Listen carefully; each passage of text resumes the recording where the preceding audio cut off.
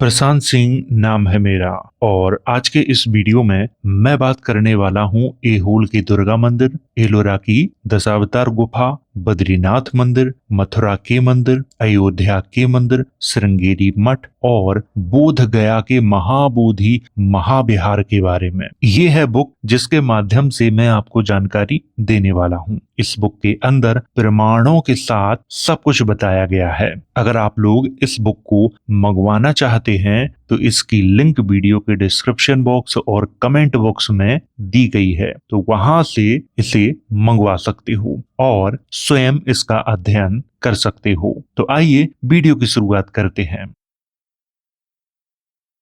ये है दूसरा अध्याय। पहले अध्याय की चर्चा मैं पिछले वीडियो में कर चुका हूं। अगर आपने वो नहीं देखा है तो सबसे पहले जाइए उस वीडियो को देखिए। तो यहाँ से इस वीडियो की शुरुआत करते हैं और जितना मैंने हाईलाइट किया है उतनी ही मैं इस वीडियो के अंदर चर्चा करने वाला हूं। तो आपको ये चीज ध्यान रखनी है। अगर आपको शुरुआत से ये पढ़ना है तो मैं धीरे धीरे करके स्क्रॉल करूंगा, तो आप यहाँ से इसको पढ़ सकते हो। देखिए, इसमें बहुत ही अच्छी जानकारी दी गई है पूरी बुक में, और इस बुक को आप लोगों को मंगवाना चाहिए और इसे पढ़ना चाहिए। तो यहाँ से इस वीडियो की शुरुआत करते हैं। श्री के श्रीनिवासन, यहाँ पे लिखा है, ये है दक्षिण पश्चिम में स्थित टेर का त्रिविक्रम मंदिर तथा आंध्र प्रदेश के तटीय इलाके के चेजराला में स्थित कपुटेश्वर मंदिर। दोनों मंदिरों का निर्माण ईस्वी 300 और ईस्वी 600 के मध्य हुआ है। इन दोनों में कपुटेश्वर मंदिर शिल्प कला के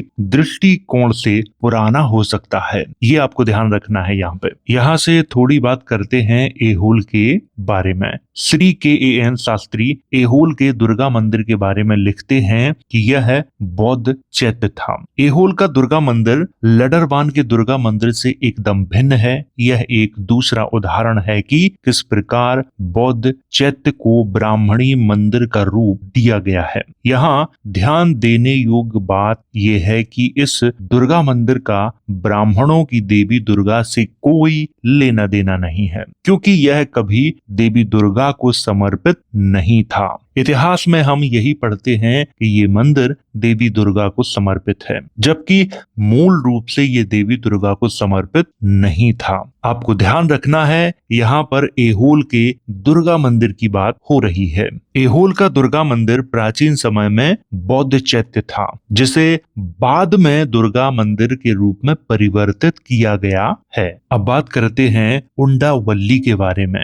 श्री के आर श्रीनिवासन इस बात की पुष्टि करते हैं, कृष्णा नदी के दक्षिणी किनारे पर उंडावल्ली में स्थित पत्थर काटकर बनाए गए गुफा मंदिर, जिसे आज अनंत शयन गुड़ी के नाम से जाना जाता है, इसी श्रेणी में आता है। संभवतः यह विष्णु कुंडीन के समय का है तथा स्पष्टतः प्रारंभ में यह बुद्ध को ही समर्पित था। इसकी भी आपको जानकारी मिल गई। आजकल ये भगवान विष्णु के लिए प्रसिद्ध माना जाता है, जबकि प्राचीन समय में ये बुद्ध को समर्पित था। आगे लिखा है, अनंत शयन गुड़ी गुफा मंदिर, जो इस समूह का सबसे बड़ा मंदिर है, यह एलोरा की 11वीं और 12वीं बौद्ध गुफा के ही सदृश 2 और 3 मंजिला बना है। यह यदि अधिक पुराना नहीं तो कम से कम 7वीं सदी का तो है ही। यह मंदिर मूल रूप से बुद्ध को समर्पित था, जिसे कालांतर में विष्णु मंदिर का रूप दिया गया। मुख्य अधिष्ठाता देवता लेटे हुए विष्णु अथवा अनंत शयनी है। यहाँ से आपको इस बात का भी पता चल गया कि ये मंदिर भी मूल रूप से बौद्धों का था। अब बात करते हैं एलोरा के बारे में, और एलोरा के बारे में सभी लोग जानना चाहते हैं कि इतिहास में तो कुछ और पढ़ाया जाता है, लेकिन वास्तव में एलोरा में क्या था उसकी जानकारी बहुत कम मिलती है। तो मैं आज यहाँ पर आपको एलोरा के बारे में जानकारी दे रहा हूँ। सभी विद्वानों द्वारा यह स्वीकार किया जा चुका है कि एलोरा की गुफा संख्या 15 जो बौद्ध तीर्थ था उसका ब्राह्मणीकरण किया गया है। गुफा संख्या 15 जिसे दशावतार गुफा भी कहा जाता है, 2 मंजिला गुफा मंदिर है तथा इसका परिसर काफी बड़ा है। हथियाए जाने का एक अद्भुत उदाहरण है। यह बौद्ध बौद्ध धर्म की आवश्यकताओं को ध्यान में रखकर पत्थरों को काटकर बनाया गया था। इसमें रद्दोबदल कर दिया गया है। एलोरा में राष्ट्रकूट कलाकृति का यह सबसे प्राचीन उदाहरण है। इसके सामने के मंडप पर दांती दुर्गा उत्कीर्णित है, जो ईस्वी 752 से 756 की काला अवधि का है तथा तत्कालीन पत्थर पर वास्तुकला का अद्भुत उदाहरण है। इसके बारे में आगे और लिखा है जो कि बहुत ही महत्वपूर्ण है। आज जिसे दशावतार गुफा कहा जाता है, उसके बारे में इसमें जो जानकारी दी गई है वो बहुत ही महत्वपूर्ण है। उस जानकारी को आप सबको जरूर जानना चाहिए। यहाँ पर लिखा है गुफा संख्या 15, जिसे दशावतार भी कहा जाता है। स्पष्टतया पहले यह बुद्ध प्रतिमा थी। यद्यपि इसमें बहुत ही सावधानी पूर्वक छेनी के उपयोग से अनेक स्थानों पर परिवर्तन किया गया है, फिर भी कुछ स्थानों पर इसमें बुद्ध मूर्ति होने का चिन्ह स्पष्ट देखा जा सकता है। इस गुफा के द्वार पर दांती दुर्गा का रूप उत्कीर्णित या तराशा गया है। यहाँ पर ध्यान देने वाली बात यह है कि जिसे आज दशावतार गुफा कहा जाता है, उसे बहुत ही सावधानी पूर्वक छेनी की सहायता से बुद्ध की प्रतिमा को परिवर्तित किया गया है और परिवर्तित करके उसे वैष्णव संप्रदाय का बनाया गया है। ये आपको ध्यान रखना है। प्राचीन समय में वो भी बुद्ध मूर्ति ही थी। आगे लिखा है दशावतार जो पूर्व में बौद्ध तीर्थ था, बाद में ब्राह्मणी मंदिर में परिवर्तित किया गया है तथा उसे वैष्णव और शिव मंदिर की तरह अलंकृत किया गया है। यहाँ पे बड़ी सोचने समझने वाली बात है कि ये सब अंग्रेजों के समय में किया गया है। जैसे इच्छा हुई उसी तरह से उस मूर्ति को परिवर्तित किया गया। लेकिन आज भी उस मूर्ति को ध्यान से देखो तो उसमें स्पष्टता ये दिखाई देता है कि यह मूर्ति बुद्ध की मूर्ति है। यहाँ पर बहुत ही अच्छी बात लिखी है, इसको आपको समझना चाहिए और जितना मैंने हाईलाइट किया है इतना ही मैं आपको समझाने वाला हूँ। इस प्रकार हम देखते हैं कि छेनी द्वारा बौद्ध मूर्तियों का रूपांतर कर उसे ब्राह्मणी मूर्तियों में परिवर्तित कर बौद्ध तीर्थों को ब्राह्मणी तीर्थों में परिवर्तित करने का बहुत प्रचलित तरीका था तथा हम यह भी पाते हैं कि इस कार्य में वैष्णव और शैव साझीदार थे। एलोरा में गुफा संख्या 15 जिसमें बुद्ध मूर्तियों को रूपांतरित किया गया है, उसमें एक दीवार पर वैष्णव कला कृतियां तथा दूसरी दीवार पर शैव कला कृतियां हैं। यह इस बात का प्रमाण है कि इस कार्य में शैव और वैष्णव साझीदार की तरह कार्य कर रहे थे। यहाँ पर सीधे तौर पर लेखक का कहना है कि वैष्णव और शैव संप्रदाय के लोगों ने मिलकर बौद्ध तीर्थों पर अधिकार जमाया है, उनकी मूर्तियों को परिवर्तित करके अपनी मूर्तियां बनाई हैं। इस किताब के लेखक ने स्पष्ट रूप से एक एक शब्द को अच्छे से लिखा है। आगे लिखा है वास्तविकता यह है कि अनेक उदाहरण इस संबंध में दिए जा सकते हैं, पर नीचे दिए गए उदाहरण इस तथ्य को प्रमाणित करने के लिए पर्याप्त हैं कि बौद्ध धर्म की अवनति काल में बौद्ध तीर्थों को ब्राह्मणी तीर्थों में परिवर्तित किया गया है। यहाँ से एक बात तो समझ में आती है कि प्राचीन समय में बुद्ध मूर्तियां ही बनाई जाती थीं और बाद में ब्राह्मण धर्म की मूर्तियों को बनाया गया है। और एलोरा की गुफा संख्या 15 के बारे में आप इंटरनेट पर सर्च जरूर करें ताकि आपको सच्चाई का पता चल जाए, क्योंकि जिस तरह से हमारा इतिहास परिवर्तित किया गया है उसमें गलत तथ्य प्रस्तुत किए गए हैं, उतना इतिहास दुनिया में किसी देश का परिवर्तित नहीं किया गया होगा। जिन चीजों का उदय 8वीं 9वीं 10वीं 12वीं सदी में हो रहा है, इतिहास में पढ़ने को मिलता है उनका उदय 1000 ईसा पूर्व 800 ईसा पूर्व ऐसा लिखा हुआ है। बिना कुछ सोचे समझे, बिना प्रमाणों के ये सब लिखा गया है। वही आज के लोगों ने पढ़ा है अब उनके दिमाग में वो बात इतनी अंदर तक घुस चुकी है कि उन्हें सच्चा इतिहास दिखाई ही नहीं देता है, उसे वो समझना ही नहीं चाहते हैं। तो यहाँ से आपको ये बात समझ में आ गई होगी, एलोरा की गुफा संख्या 15 बहुत महत्वपूर्ण है। परिवर्तित करने के बाद भी उन मूर्तियों में आज भी स्पष्टता दिखाई देता है कि ये मूर्ति बुद्ध की मूर्ति है, और ये काम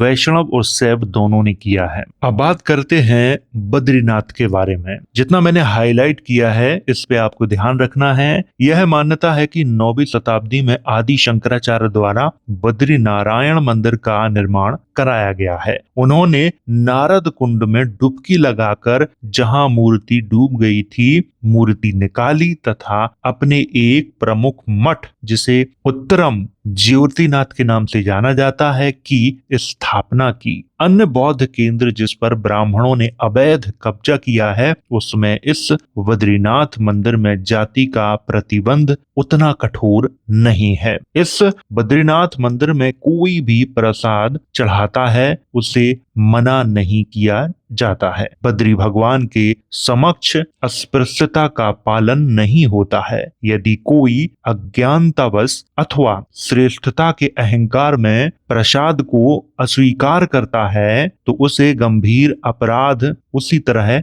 माना जाता है जैसे कोई चांडाल किसी धार्मिक कार्य के लिए अयोग्य माना जाता है। यदि प्रसाद चांडाल द्वारा भी स्पर्श किया जाता है तो भी उसे अशुद्ध नहीं माना जाता है। श्री दवे मूर्ति के विषय में लिखते हैं, मंदिर के अंदर भगवान नारायण पद्मासन मुद्रा में विराजमान हैं। उनके दोनों हाथ योग मुद्रा में हैं। मूर्ति लगभग 3 फीट ऊंची है तथा काले पत्थर की बनी है। पेज नंबर है 28, इसका आप लोग ध्यान रखें। इस पर ये विवरण दिया गया है। आप लोगों को बड़ा आश्चर्य हो रहा होगा कि ये सब कैसे हुआ। इसमें आश्चर्य की कोई बात नहीं है।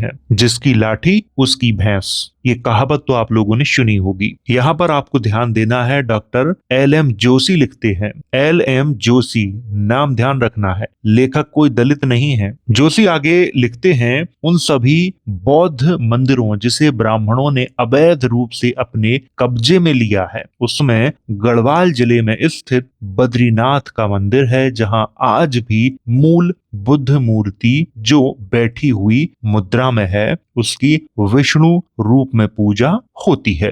इसी कारण बुद्ध को भगवान विष्णु का अवतार बनाया गया है। प्रारंभ में ऐसा नहीं था, बाद में बुद्ध को भगवान विष्णु का अवतार बनाया गया है। आगे लिखा है, गुणाकर मुले अपनी पुस्तक महापंडित राहुल सांकृत्यायन जीवन और कृतित्व के पृष्ठ संख्या 135-136 पर लिखते हैं, राहुल जी ने कई व्यक्तियों से सुना था कि बद्रीनाथ वस्तुतः बुद्ध मूर्ति है। निर्वाण दर्शन के समय यानी स्नान कराते समय जब मूर्ति को नंगा कर दिया जाता है, 1-1.5 मीटर की दूरी से मूर्ति देखने की राहुल जी के लिए व्यवस्था हुई। गर्भगृह में प्रमुख पुजारी नंबूदरी रावल और उनके सहायक डिमरी पुजारी को छोड़कर और कोई नहीं जा सकता, ना कोई मूर्ति को हाथ लगा सकता है। यहाँ पर बड़ी महत्वपूर्ण बात कही गई है, इसे आपको ध्यान में रखना है। आगे लिखा है, निर्वाण दर्शन के बाद राहुल जी इस निष्कर्ष पर पहुंचे कि मूर्ति पद्मासन अवस्था भूमि स्पर्श मुद्रा युक्त बुद्ध की है। इसमें मुझे कोई संदेह नहीं। वास्तव में बद्रीनाथ में स्थित प्रतिमा बुद्ध की ही है और इसका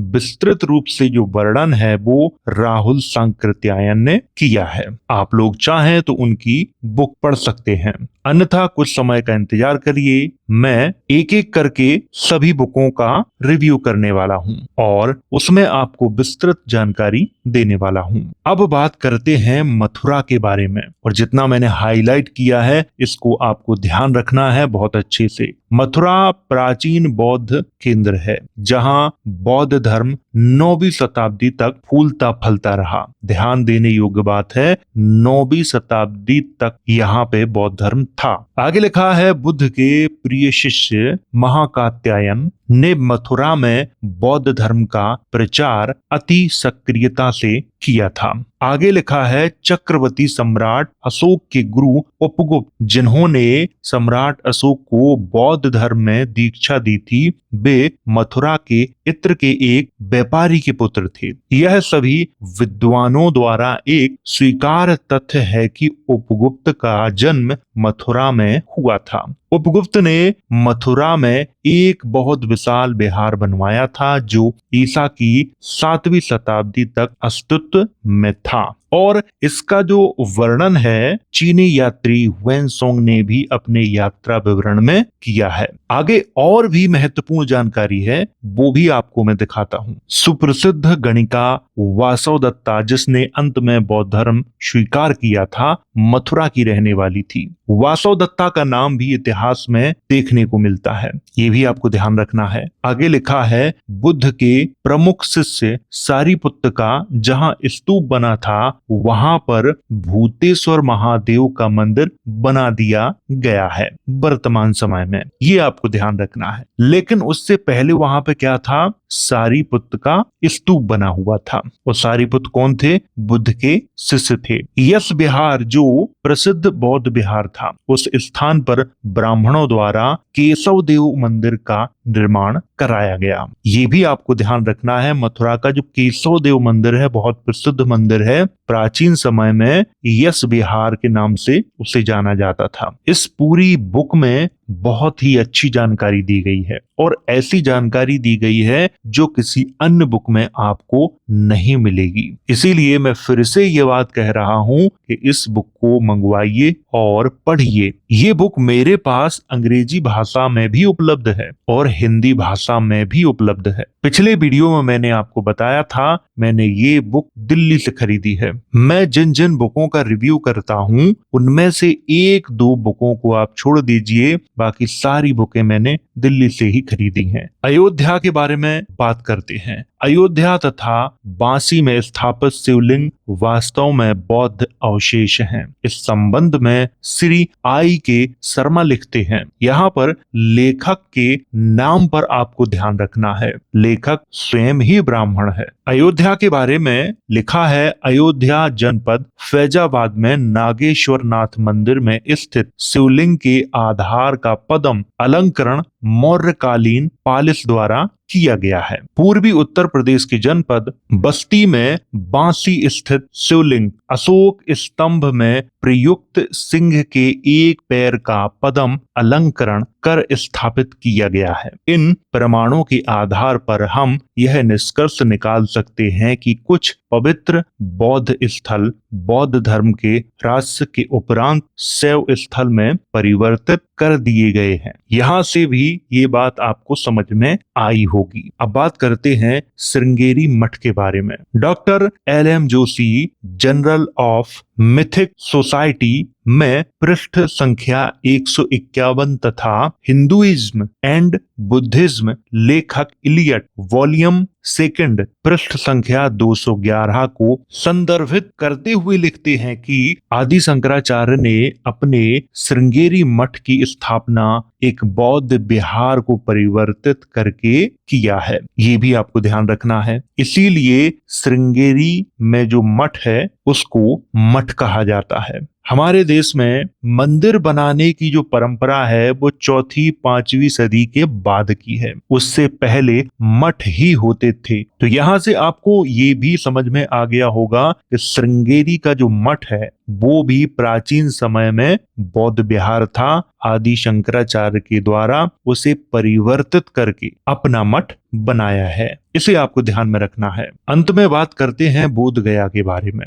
बोध गया का बौद्ध मंदिर 20वीं सदी के प्रारंभ तक एक शैव महंत के कब्जे में था तथा वह लोगों के मस्तक पर बुद्ध मूर्ति पर लगाए गए गंध का तिलक लगाकर पैसे वसूलता था, यानी वहां पर भी व्यापार चल रहा था। आज भी उस मंदिर की प्रबंध कमेटी में गैर बौद्धों का वर्चस्व है। ये बात बिल्कुल सही है। इस बुक के अंदर बहुत ही अच्छी जानकारी दी गई है। अगर आप लोग पढ़ना चाहें तो धीरे धीरे पढ़ सकते हैं। मैं धीरे धीरे करके स्क्रॉल करता जा रहा हूं ताकि आप लोग पढ़ सकें। ये देखिए, बहुत ही अच्छी जानकारी है। जो मुख्य मुख्य जानकारी थी वो मैंने आपको पढ़ के बताई है। ये देखिए, यहाँ तक बहुत ही अच्छी जानकारी इस बुक के अंदर दी गई है। इस बुक के अंदर जो जो महत्वपूर्ण तथ्य हैं, उन सारे तथ्यों को मैं आप सबके साथ शेयर करूंगा। तो वीडियो अगर पसंद आया हो तो इसे लाइक और शेयर जरूर करें।